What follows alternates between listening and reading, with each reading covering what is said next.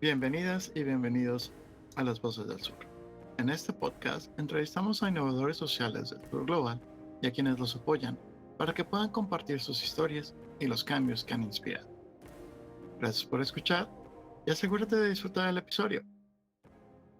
El día de hoy está con nosotros Verena Kolenkov, una de las voces y la fundadora de Fundación Red Inmigrante, o mejor conocida como Redin.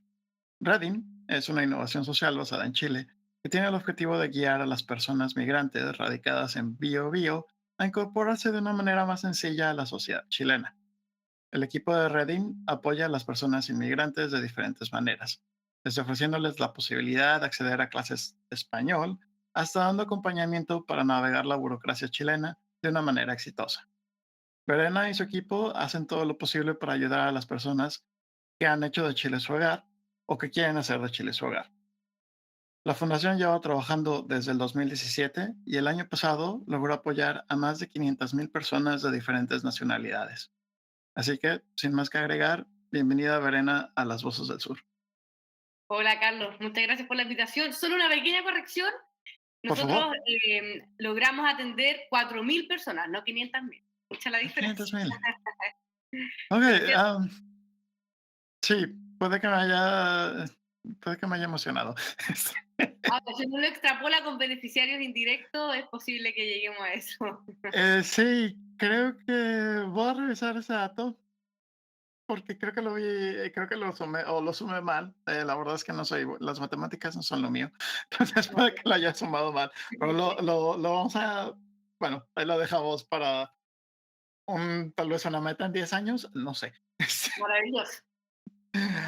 Am, pero bueno, Verena, es un gusto tenerte aquí, es un gusto tener alguien como tú, una líder, una innovadora social en el campo de pues, ayudando a los refugiados que tenemos en el continente. Específicamente en tu caso, bueno, América del Sur. Y teniendo en estos momentos de la historia, en estos momentos del panorama global y sociopolítico, una de las crisis de refugiados más grandes a nivel global, que bueno, es la que están sufriendo los compañeros venezolanos, independientemente de las razones políticas o no que puedan haber o que estén detrás de esta crisis, son el primer grupo, si no me equivoco, el primer grupo de personas que están saliendo de su país para buscar otras oportunidades y bueno, pues todo lo que sucede después o todos aquellos que se van también al norte, ¿no? Así que, pues bueno, empecemos un poquillo por ahí y no sé si nos quieras platicar un poquito de ti y un poquito de la organización de Reading. eh, en tus palabras, ¿qué es lo que Reading hace? Sí, mira, bueno, partiendo por mí, yo viví en Haití el 2014-2015 y cuando volví a Chile empecé a ver este boom de migración y partimos haciendo clases de español a población haitiana justamente porque como yo había vivido en Haití, manejaba el idioma. Entonces, ¿cómo no ayudar si conocía un poco mejor la realidad que la mayoría de los que estaban en Chile y además conocía su idioma, siendo una de las principales barreras el idioma? Y nos encontramos que en estas clases de español llegaba gente de Venezuela, Colombia, Ecuador u otros países y ahí la pregunta era, bueno, ¿por qué está viniendo gente hispanohablante a clases de español? Algo está pasando. Y nos dábamos cuenta que, claro, se aprovechaban esas clases para preguntarnos cosas de la burocracia chilena. Por ejemplo, FONASA es algo que se ocupa muchísimo en Chile y es el Fondo Nacional de Salud, al que uno tiene que estar inscrito para acceder al servicio de salud. Y así muchas terminologías que para nosotros están absolutamente normalizadas como chilenos, pero que para la población migrante son sumamente complejas. Entonces, al pedir orientación, le decían, por ejemplo, anda FONASA, y bueno, ¿qué es FONASA? Eh, y ahí nace la fundación, ¿ya? Empezamos en el fondo con clases de español hasta que llega un punto en que como una bola de nieve está en la demanda que decimos, bueno, tenemos que crear algo porque claramente hay un déficit a nivel de atención o de orientación a población inmigrante que está causando que no se puedan integrar bien en Chile. Y justamente la misión de la fundación nace ahí con el objetivo, ¿no es cierto?, es orientar a la población migrante en los distintos trámites migratorios, amplitud de la palabra, salud, trabajo, obtención de visa, acceso a educación, etcétera, para que se puedan integrar bien en la comunidad. Y eso es lo que hacemos hoy en día en la fundación. Qué interesante. Y bueno, qué impresionante también que estuviste en Haití en esos momentos, porque Haití sigue siendo uno de los, argumentablemente, uno de los fracasos más grandes de la cooperación internacional, con todo lo que sucedió y con todo lo que sigue sucediendo. Y a pesar de la cantidad de dinero que llegó, en teoría, a Haití, las situaciones que están enfrentando las personas, los haitianos, no han mejorado tanto como deberían, al menos no correspondiente con el gasto que se ha hecho. Obviamente esto corresponde a muchas cosas, entre ellas que hay una gran cantidad de dinero que se queda en la parte de la burocracia internacional y demás. Sin embargo, sí, fue una de las primeras crisis modernas, por así decirlo, de refugiados en el continente americano.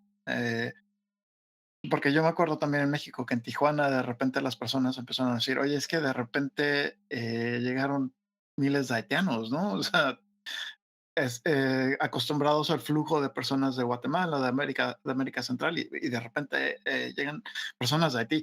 Y fue un choque cultural que se vivió bastante fuerte, y me imagino que algo similar pasó en Chile. Así es. Bueno, Haití tiene mucha migración. Por ejemplo, yo me acuerdo haber estado en Miami y está Little Haiti, y en Miami hay sectores donde los carteles están en español, en inglés y en creol. Y yo decía, ¿por qué creol? Bueno, y porque justamente había una gran masa de migrantes y se empezó a ver en Chile. Y yo cuando me fui el 2014, la verdad es que eso no existía o existía en muy bajo número, no llamaba la atención. Entonces, yo vivo en Los Ángeles, como tú comentabas, en el Biobío, que es una ciudad de 300.000 habitantes, o sea, no es grande, o una gran metrópoli, por así decirlo. Entonces, que empiecen a llegar migrantes a esa zona, tú dices, bueno, ya están llegando a una zona sur, es porque hacia el norte es mucho mayor. Cuando yo en el fondo me fui a Haití, no sabía nada de la cultura, y me encontré que al regreso, 2 años después, había un boom de migrantes haitianos en Chile, y justamente llegó a ser la principal nacionalidad de migración. Hoy en día es Venezuela, pero el 2018, 2017 fue Haití, justamente también por los requisitos migratorios, etcétera, que después se restringieron y causaron, ¿no es cierto?, una disminución, y justamente después se fueron a México, ¿ah? Con el objetivo de emigrar a Estados Unidos. Sí, de los flujos migratorios en el continente americano, en los continentes americanos, son muy interesantes. Me parece muy interesante que llegaron primero a Chile y después a México. Tiene cierto sentido porque hasta donde sea México y Chile tienen varios tratados que te permiten, no tan fácil como la Unión Europea, pero que te permiten estar más tiempo, por ejemplo, en México o en Chile. Es la Alianza del Pacífico, si no me equivoco. Pero sí, fue algo impresionante, ¿eh? Y volviendo un poquillo más digamos, a Reading como tal, se me hace ahora aún y cayendo en el estereotipo y cayendo en la mala pregunta, es que hispanohablantes están llegando a clases de español en Chile. Bueno, es es es un poco interesante porque, pues, ¿cómo decirlo? La clásica entre chilenos y mexicanos, al menos con mis amigos chilenos, es que no entendemos a los chilenos a pesar de que hablamos español entre nosotros. Bueno, eso es efectivo. Chile, valga la redundancia, tiene mucho chilenismo, eh, muchos modismos que se han ido adaptando y que, claro, nosotros los entendemos perfectamente porque es nuestra cultura, pero cuando uno los ocupa en otros países hispanohablantes, justamente no se entienden porque no es algo como del español duro y puro, por así decirlo, sino que es algo más cultural nuestro. También pasó, efectivamente, ¿no? Me dijeron tal cosa, qué significa, eh, y así es viceversa. Por ejemplo, cuando a mí me tocaba atender público, me pasaba que yo de repente decía, te atiendo al tiro. Yo no sé si tú sabes lo que es al tiro, pero en Chile al tiro es de inmediato o en muy corto tiempo, o sea, ya te atiendo, ¿no? Y claro, me quedaban mirando los extranjeros hispanohablantes como, ¿qué me está diciendo? Y ahí yo hacía como el cambio y decía, disculpa, ya significa esto. que es una palabra, por ejemplo, para nosotros súper incluida, o sea, eh, eh, normalizada absolutamente, no te das cuenta que la estás ocupando y que el de al lado no te la está entendiendo. Eh, y es bien desafiante en ese sentido la atención de público y, por ejemplo, la fundación, una de las gracias que tiene es que el equipo es multilingüe. O sea, yo hablo creola, hablo inglés, hablo alemán, español. Después tenemos a Derlin y a Yodadi, que son haitianos que atienden público, que hablan francés, hablan español, hablan un poquito de inglés, español, ¿qué me faltó? Creol. Y así también parte del equipo vamos manejando distintos idiomas porque llega de todo, o sea, no solamente llegan venezolanos, haitianos, sino que llegan chinos, llegan personas nos tocó una refugiada siria, nos ha llegado población, bueno, brasilera, de distintos países, Nigeria, que uno dice, que llegue ese tipo de población migrante a esta zona, bueno, llegan. Entonces, el idioma también pasa a ser un eje central al momento de querer acoger, porque es muy importante que entiendan lo que tú le quieres estar expresando o enseñarle, ¿no es cierto?, para que ellos hagan bien el trámite, porque no sacas nada con entregar una información si no te la van a entender. La persona queda en la misma. El idioma es un problema, especialmente cuando no lo entiendes y no te puedes, y vamos, ni siquiera entiendes como que lo básico, ¿no? Cuando yo estuve estudiando en Suecia, sí me acuerdo que muchísimas veces, que bueno, creol, hasta donde tengo entendido, tiene ciertas raíces o ciertos elementos que comparte con el francés y obviamente con los idiomas romances. Entonces puede que tal vez haya algún tipo de entendimiento, pero cuando empiezas a comparar, bueno, tú lo sabes, como hablante de alemán, me imagino que cuando comparas el español con el alemán, pues no tiene nada que ver, ¿no? De repente son cosas muy extrañas. Pero vamos, yo estaba en una situación muchísimo más afortunada que un refugiado que llega a buscar ayuda a un país, sí, a otro país. Entonces, tenía esa posibilidad de, pues al menos, no Adaptarse. sé, sí, Sí. adaptarme, ¿no? Es muy Eh, distinto migrar planificadamente, sabiendo a lo que vas y más o menos a lo que te vas a enfrentar, a una migración un poco más desesperada, no tan planificada como es cuando solicitas refugio. Cambia sí, absolutamente el panorama, así es. sí, cambia todo y bueno, igual y te dices, bueno, es que no lo entendieron, pero cuando empiezas a juntar los granitos de arena y cuántas veces no entiendes los documentos que te dan, me imagino que llega un momento en donde la desesperación se vuelve muy, muy fuerte. Eh, pero vamos a darle un poquillo a seguir con la entrevista. Andabas hablando de tu equipo, me encantó cómo los describiste y cómo te emocionaste al momento de mencionarlos, lo cual me hace pensar que tienen una muy buena dinámica. No sé si nos puedas hablar un poquillo de ellos, cómo es que se unieron a la iniciativa, porque tú eres la fundadora, ¿no? El Sí, proyecto correcto. inicia contigo. No sé si nos puedes contar un poquito de la historia de cómo formaste este equipo. Sí, la verdad es que es un orgullo para mí el equipo de la fundación, porque para empezar la fundación, el 99% del equipo es voluntario.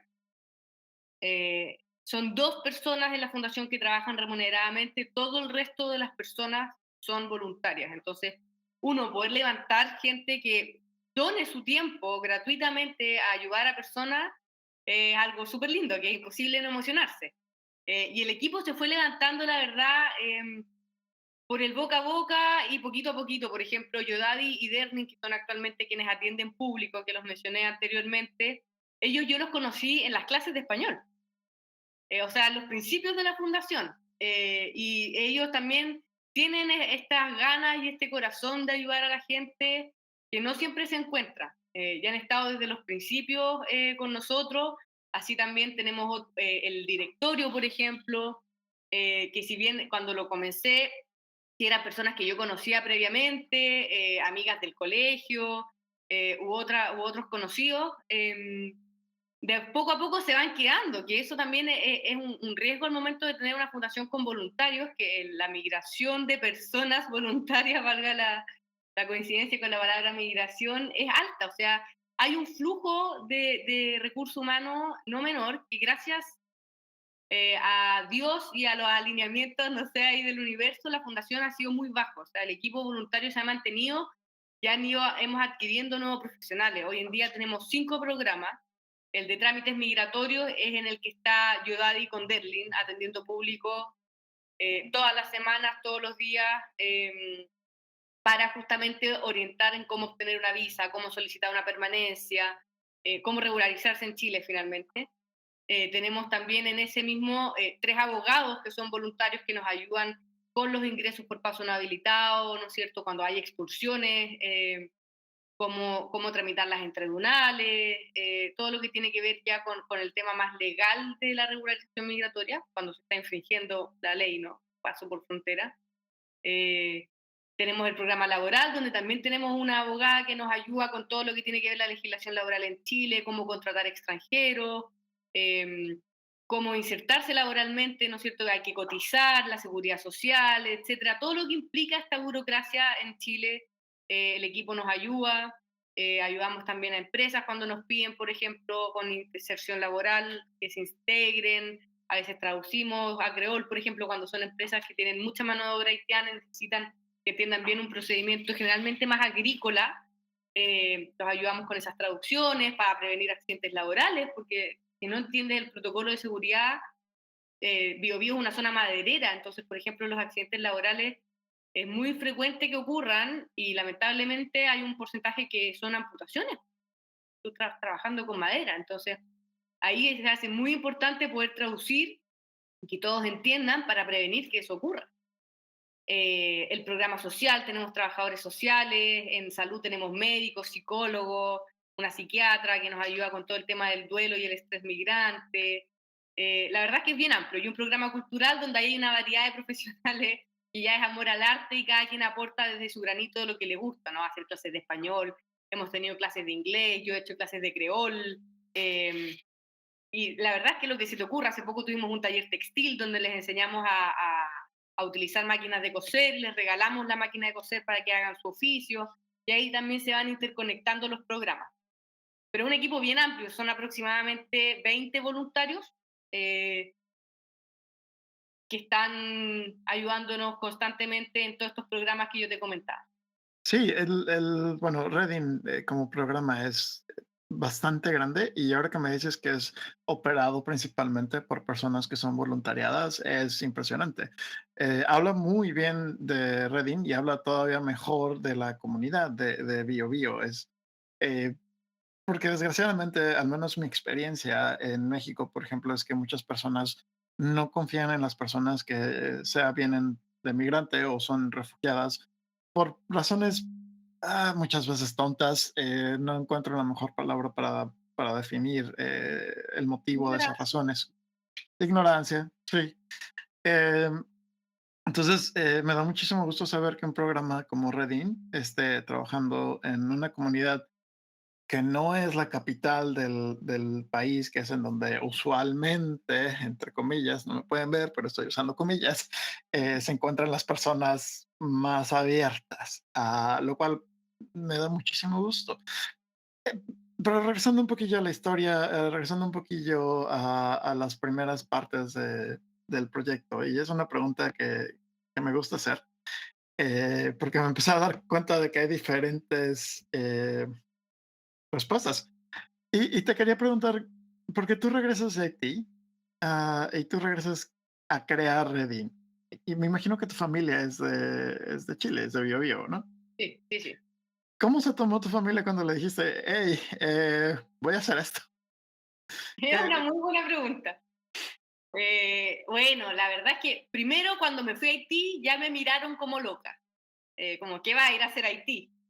Y cuando volví, obviamente, yo no volví inmediatamente a crear la fundación. Yo volví el 2015, estuve trabajando 2016 y 2017 empiezo a ver los primeros flujos grandes aquí en la zona y ahí digo, bueno, vamos a hacer la fundación. Y claro, mi familia me apoya, pero me dice, ¿estás segura? Como, ¿quieres hacer esto? Como la gente te va a criticar. Te pueden venir a tirar huevos a la casa porque está apoyando a la población migrante y en ese tiempo era altamente criticada. Bueno, la población migrante siempre ha tenido una crítica negativa en general en los países, pero era como el boom, entonces era más fuerte aún. Me decía, ¿estás segura que te quieres meter en eso? Como, en verdad era como, te van a ir a tirar huevos a la casa. No sé si eso es cultural transversal, pero en Chile como cuando no te quieren, te tiran, se ocupa esa expresión, ¿no? De que te van a tirar huevos en la casa. Ya bueno, Eh, yo mm, O sea, o sea, si no lo hago, voy a estar intranquila conmigo misma. Y mi prioridad es estar tranquila con lo que yo siento y lo que quiero hacer. Y quiero hacer esto, así que lo voy a hacer. Y lo hice. Sí, pero esa fue como la reacción de mi familia. Hoy en día están sumamente orgullosos por cómo se ha ido avanzando, siempre con un poquito de susto, como con ese resquemor de más que nada, más de paternalista, ¿no? Como de protección, de no verme sufrir, porque cuando uno saca una cuña en redes sociales, por ejemplo, o en los diarios, siempre abajo viene toda una crítica y que te está ayudando, que no sé qué, y que por qué, como los haters, ¿no es cierto?, de redes sociales o qué sé yo, entonces como eso obviamente los que están detrás de ti y te quieren, lo sufren. Eh, pero uno sabe que cuando, o yo sabía que al hacerlo es algo que pasa y yo sé que lo que estoy haciendo es lo que siento que es correcto, entonces si a alguien no le molesta ya es problema de esa persona. Hola, este es Carlos, el presentador de Las Voces del Sur. Espero que estés disfrutando el episodio. A nosotros nos encanta tenerte aquí. Esta es una breve pausa para pedir tu ayuda. Como sabes, somos un pequeño proyecto independiente que sobrevive principalmente del voluntariado. Como tal, dependemos del apoyo de nuestros oyentes para llegar a más oídos. Entonces, si te gusta nuestro trabajo y deseas apoyarnos, considera calificar el podcast y compartirlo. Gracias a estas pequeñas acciones, nos estás ayudando a crecer. Y lo más importante, estás ayudando a otros a conocer las historias y el impacto de personas maravillosas que están cambiando el mundo. Gracias por oírnos y ahora sí, continuamos con el episodio.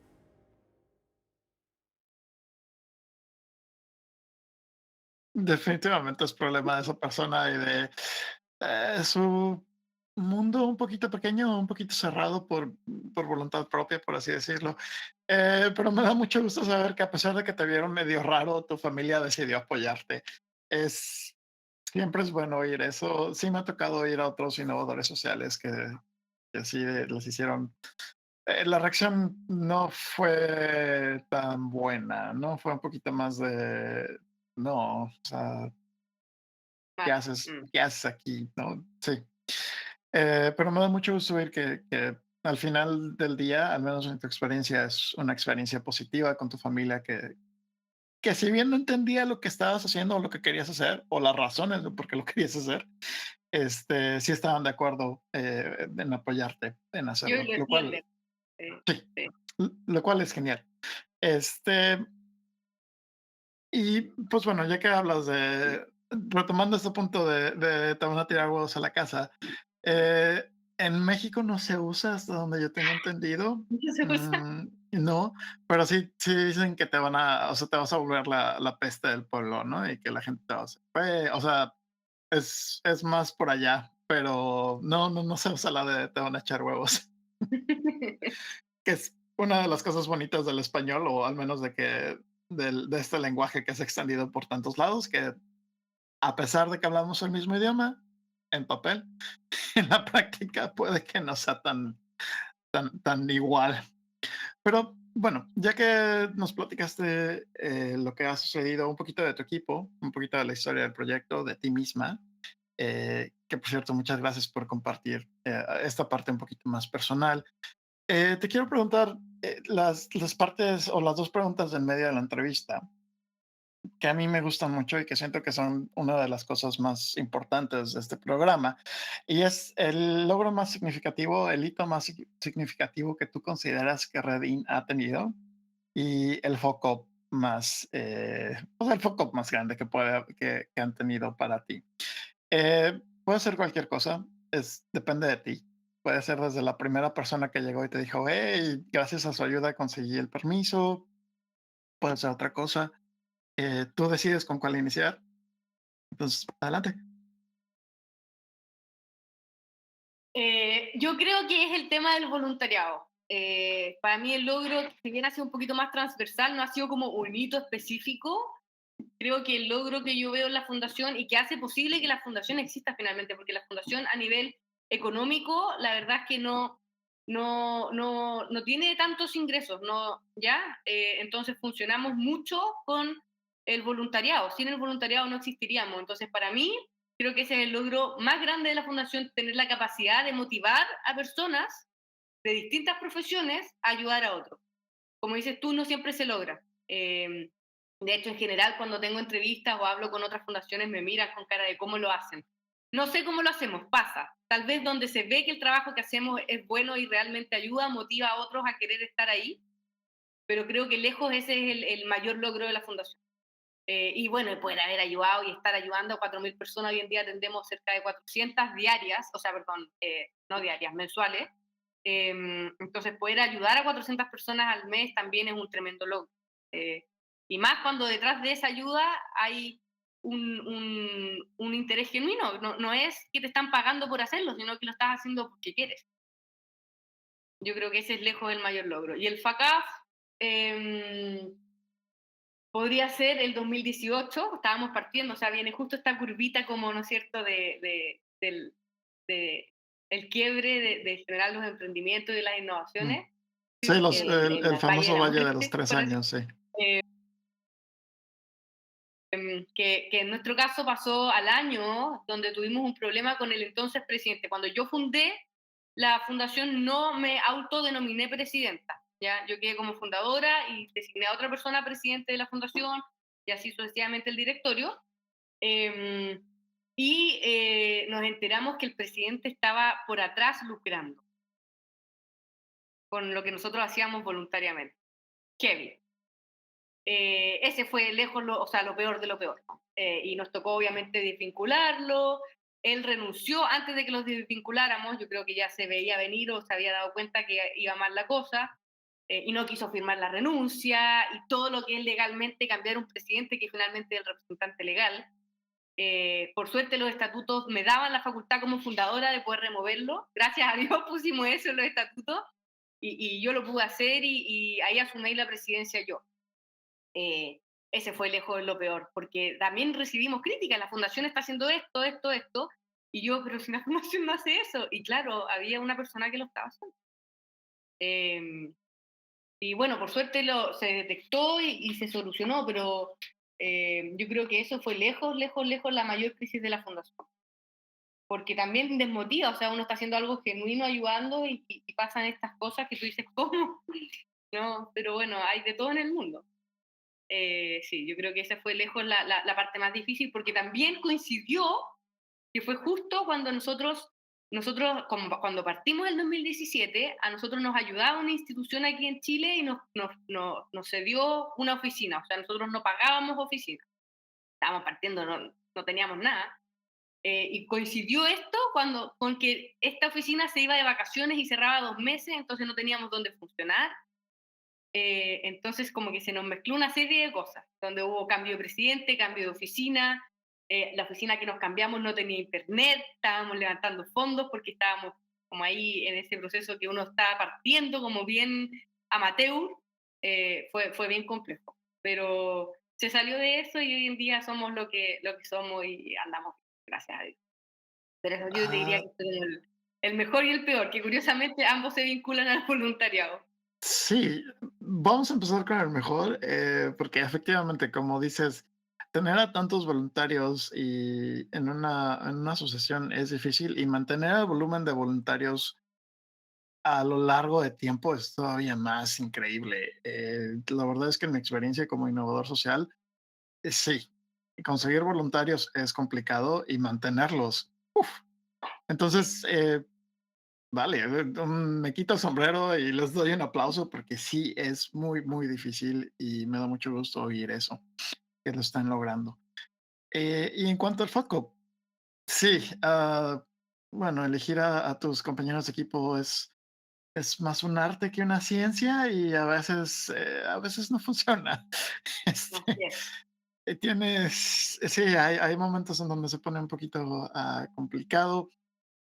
Eh, es una pena que este individuo estaba, pues básicamente, sí, haciendo actos de corrupción con una organización y con una actividad tan noble como es ayudar a las personas que no se querían mover, más bien fueron obligadas a moverse de alguna u otra manera, ya sea por cuestiones sociopolíticas o por, en el caso de Haití, un catástrofe natural. qué mala onda de esa persona, no lo conozco, pero qué mala onda. Eh, y caray, qué bueno que lograste tú como fundadora remover a esa persona.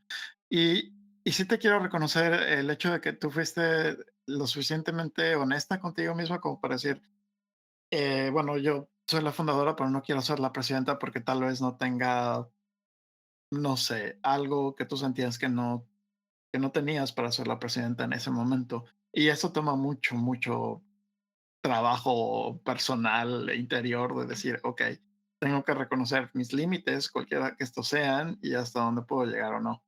Es una pena que este otro individuo se aprovechó de la situación, pero mis respetos por esa acción. Eh, pero bueno, moviéndonos a ya las últimas partes de la entrevista y la sección número, bueno, no número, pero el futuro. Ya que nos platicaste cuál fue el éxito más grande para ti, cuál fue el foco más grande y un poquito del pasado, ¿qué es lo que viene para Redin? ¿Cuáles son los objetivos? ¿Los 500,000 personas que les acabo de acomodar? Sí, yo creo que el objetivo principal es poder autosustentarnos justamente para poder contratar personas y atender más público, porque si bien el voluntariado es un tremendo orgullo, también te limita al tiempo que tiene el voluntario. Entonces, el poder contratar gente también profesionaliza un poco más y nos permite atender más público. Que en el fondo, si el voluntario me dice mañana no puedo, pasó esto, o puedo solo 2 horas, es el tiempo que él me está donando y es lo que él puede, ¿no es cierto? Pero muy distinto es poder tener a una persona fija que nos ayude y que sabemos que está ahí constantemente.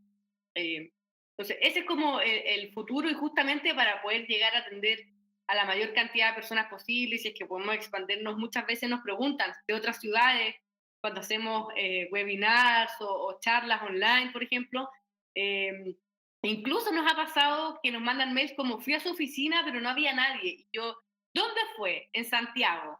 Y es que la oficina no está en Santiago, está en Los Ángeles.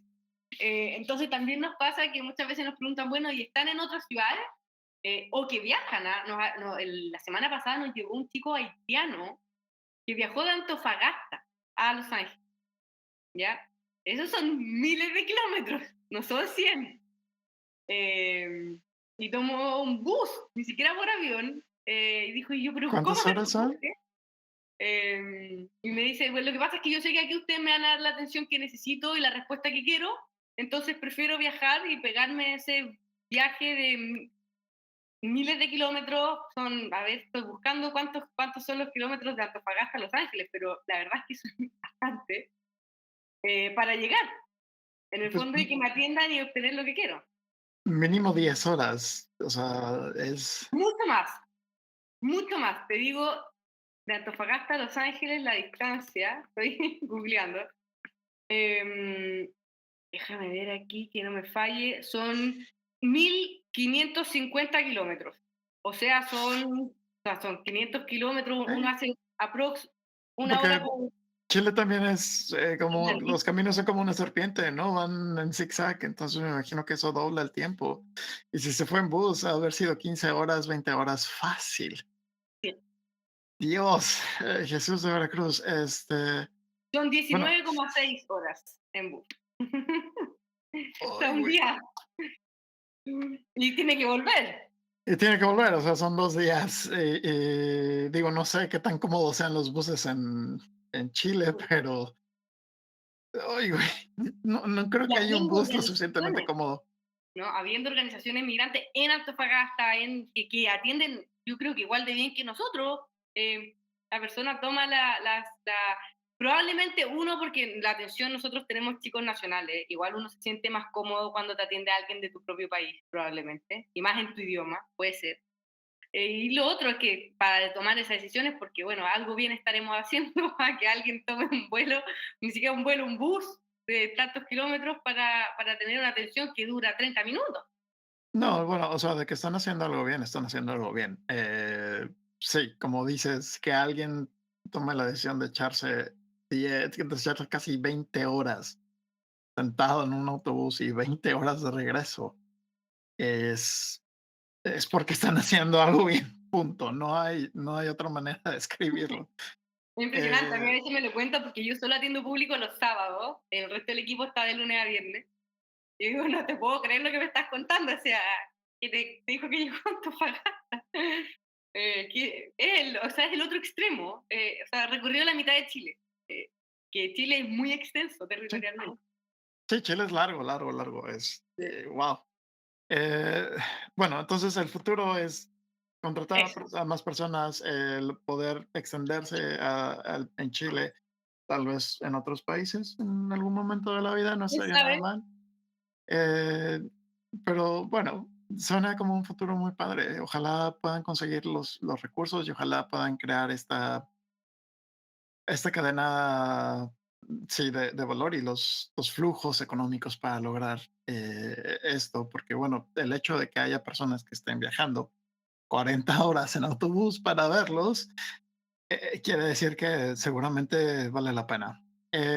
Ya las últimas preguntas, ya para terminar, me gustaría preguntarte dos cosas, tres cosas, perdón. La primera es, ¿qué le puedes recomendar a los nuevos innovadores que están comenzando? Y esta pregunta por lo regular también la hago específica y siéntate en la libertad de decidir no contestarla si así lo decides. Pero también me gustaría preguntarte qué le recomendarías a las nuevas mujeres innovadoras sociales que están iniciando. O sea, uno para general y otro específicamente para las mujeres, que las situaciones, las realidades que se enfrentan muchas veces son distintas. Eh, Tú decides si respondes las dos, si no me respondes una, el micrófono A es suyo. ver, ¿qué le recomendaría? Yo creo que lo primero, bueno, la mayoría de los innovadores sociales lo tienen, pero es estar seguro de que es algo que te mueve, o sea, es algo que tú quieres hacer porque es sumamente complejo. Generalmente las innovaciones sociales, sobre todo ligadas a migración, tienen esa connotación de mucho dolor detrás. O sea, las personas que uno atiende vienen muy dañadas en general, ¿no es cierto? Y la sociedad también critica muy fuerte. Entonces, realmente tienes que querer lo que estás haciendo y estar 100% seguro, porque si no, la verdad es que te va a comer la frustración. Eh, yo creo que esa es la primera recomendación, como sentirlo de verdad. O sea, si quieres hacerlo, saber que es algo que no es fácil, que va a ser duro, pero que si tú en el fondo estás convencida, van a pasar cosas buenas como lo que nos ha pasado a nosotros. Entonces, es esa recomendación, como hacerlo también muy desde lo genuino. Yo creo mucho en el karma, hacia los dos lados. Entonces, si tú haces cosas buenas, no tendrían por qué pasarte cosas malas.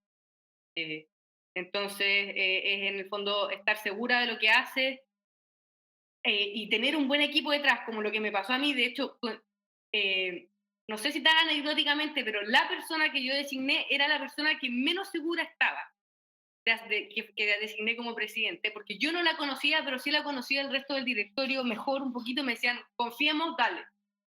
Y bueno, ya sabes lo que me pasó. Entonces también estar muy segura del equipo con el que uno parte, de que tengan más o menos la misma aspiración, como para que evitar que pase, porque pasa mucho con directorios que a veces, también muchas veces las innovaciones pueden fracasar por conflictos internos de personal, de distintas visiones. Tener la misma visión es súper importante y es una de las cosas que recomiendo.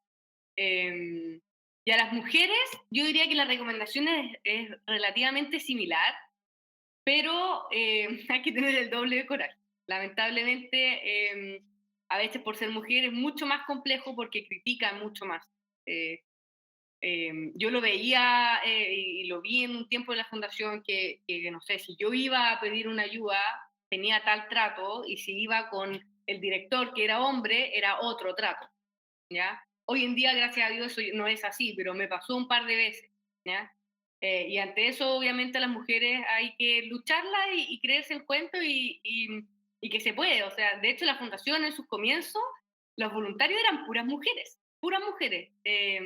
Por casualidad, ¿ah? Hoy en día está más balanzada, incluso está, yo diría que un 60% hombres, que me llama mucho la atención. El voluntariado en general, a lo mejor estoy siendo, eh, no sé cómo decirlo, prejuiciosa, pero en general se da más en mujeres, creo yo. Y de repente, bueno, a nosotros se nos dio vuelta la tortilla, y tenemos hoy en día hartos voluntarios hombres en el equipo, también mujeres, pero no, está más tirado, por ejemplo, hacia los hombres. Pero es eso, no dejarse pasar a llevar y creer que uno puede y si uno se planta en el fondo con la seguridad de lo que está haciendo, las cosas se logran. Así que sean seguras y que se crean el cuento. Perfectos consejos. No, no está siendo prejuiciosa. Sí, hasta donde sé, sí hay una, estadísticamente hablando, sí hay una concentración más grande de mujeres no solamente en voluntariado, sino también pues, en todo en el sector de organizaciones no gubernamentales y en el sector humanitario, por así decirlo. Hay muchas explicaciones a las cuales no me voy a meter en este momento porque se va a poner complicado, pero sí hay en la balanza, por así decirlo, hay más del lado de las mujeres que de los hombres en este tipo de actividades. Eh, sí, cuidar a tu equipo, cuidar quien está en tu equipo es importante. Y bueno, no puedo hablar porque no soy mujer y no me identifico como mujer o como alguien de la comunidad LGBT, pero es cierto, desgraciadamente, que el trato es distinto.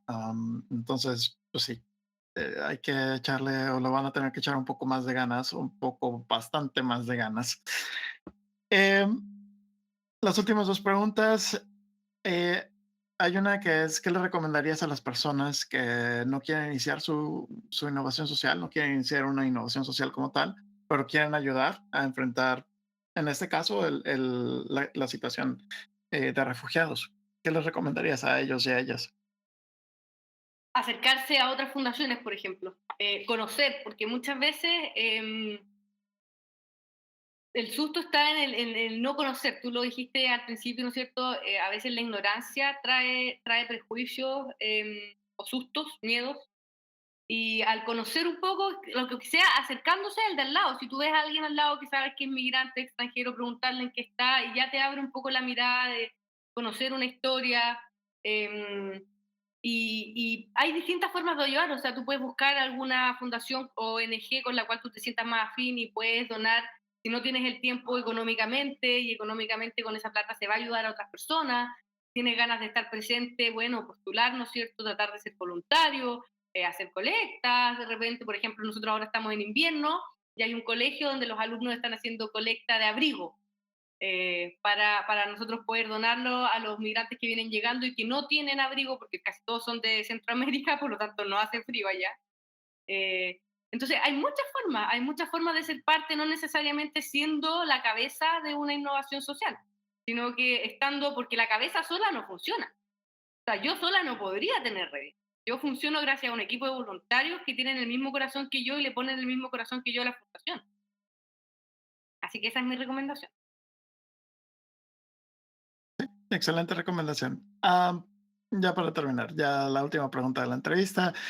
Redes sociales, ¿cómo la gente que oiga este podcast y quiera interactuar con Redin un poco más, cómo los pueden encontrar y cómo se contactan con ustedes? Es bien fácil, nuestras redes sociales son @Fundación Redim, y la página web es redinmigrante.org, así que ahí nos pueden encontrar en Facebook, Instagram, Twitter, LinkedIn. No tenemos TikTok, pero sí las otras redes estamos presentes, así que nos pueden buscar ahí, @Fundación Redim, o si no, como Fundación Red Inmigrante o Fundación Redim, también nos van a encontrar directamente, van a ver al tiro un logo que se parece a una mandala de hartos colores, que dice al lado Redin, y ese es nuestro logotipo, por si ahí de repente les aparecen más cosas parecidas para que nos puedan distinguir. Bueno, pues ya lo oyeron. Muchísimas gracias, Verena, por el tiempo, por la atención y por darnos un poco de tiempo de tu sábado, que especialmente lo ocupas para ayudar a las personas refugiadas.